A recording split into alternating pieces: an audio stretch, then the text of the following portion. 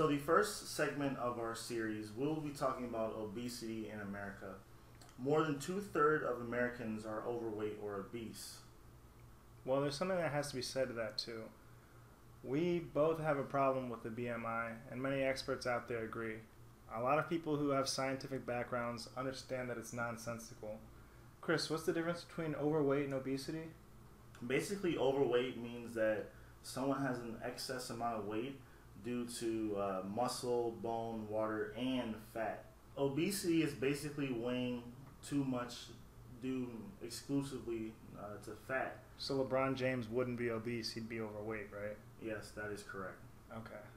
Also, the CDC said that 1/3 of adult Americans are obese. That's 79 million people that are obese in this country. You know, and this takes us back to the BMI point again. A lot of people, as we said before, already have a problem with the BMI, but this kind of gets people downtrodden, right? Yeah, I think it would have a psychological effect on someone's well-being to say that, hey, look, you're obese. And actually, just before we started this video, we looked it up on I think it was the National Institute of Health, yes, where we basically typed in our height and weight. And I'm 6'4" and I'm 250 pounds, and I'm I want to say 0.4 percentage points over. No, it was like 0.2 over. Into the obesity category. Yeah, into the obesity category. And I mean, look at me. Do I look fat to you? Not really. I mean, I have a little bit, maybe a little bit on my stomach, but and then Carrie's overweight. I'm overweight, dude. I'm like a skinny kid, right? I mean, I might be a little muscular in places, but overall, I'm not that big of a dude. I'm 5'7", 165. So there's something to be said about it, especially when you start looking into like the health of an individual. People say, well, overweight people can be healthy too. And you know what? They're right. And even if you are a little bit overweight, if you have a good nutritional plan and things like that, you can really start to curb all those bad calories, and you will be very healthy. Also, there's a huge economic impact or cost to our society due to obesity. Like I said in the intro video, $150 billion, that's with the B, is spent on medical costs related to obesity.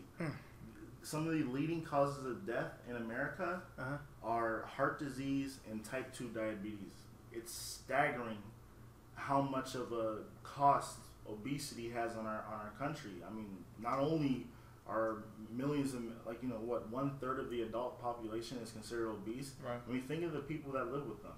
It's hard for a family when someone is obese. It puts a certain level of drain on the household where it makes things more difficult. You're there, you have to help them get around, maneuver, things like that. And that can affect the way that they do their job, the amount of restedness they have before they go into work the next day, things like this. And it can also, cost it, and I mean, obviously it does cost more, but that puts a drain on the household, income. I mean, people who are obese, it costs more for them to, get out of the bed in the morning, live their life or whatever. Literally. So, yeah, literally.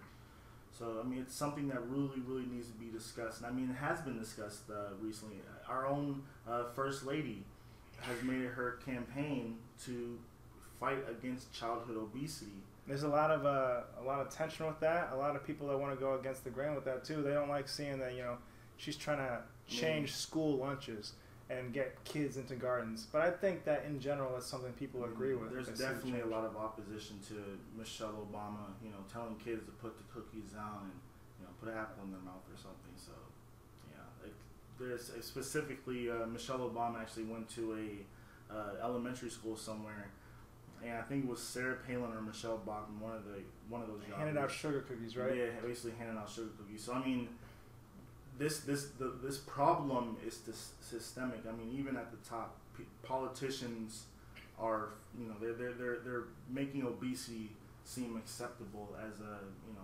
lifestyle choice for a human being. And that's the thing. Some people make it out as a fight for freedom on what you can choose to eat, but really, is it really something that you need to fight about? Coming out and distributing sugar cookies afterwards just to say you're free to eat whatever you want? Sure you are. You know what? If you want to eat sugar cookies, I don't give a damn. But at the end of the day, you're affecting that child negatively. And if you don't understand that, this is definitely a video for you. My girlfriend used to work at McDonald's during high school, and she can't tell you how many times she saw you know, a kid who's probably 10 or 12 years old come in and they're like 200 pounds. I mean, the parent, that's horrible parenting. Also, if you look at the demographics based on race and ethnicity, you also see a disproportionate amount of minority groups who are having obesity epidemics. For instance, according to the CDC, non-Hispanic blacks have the highest adjusted rates of obesity at 47.8%, followed by Hispanics at 42.5%, and non-Hispanic whites are 32.6%, and non-Hispanic Asians are 10.8%. So this is something that's very interesting to look at when you look at the obesity crisis in America. That's profound, man. Very profound. So even though we haven't really broken too much ground on explaining why these things are happening, in the remaining videos, it's basically going to be our point of concern. You know, what's causing these things? What things can we do to prevent them? And exactly how are we going to jumpstart this transition in American history? It's going to literally be a paradigm shift if it goes according to plan. There's a lot of people out there who are making this their life. There's even billionaires investing money into programs, not only in the United States, but in other countries, talking about nutrition and just access to proper and adequate food sources. Thanks for watching. Thanks for watching. Check out Cosmic Cognition, and I'm College Talk TV. Enjoy your day.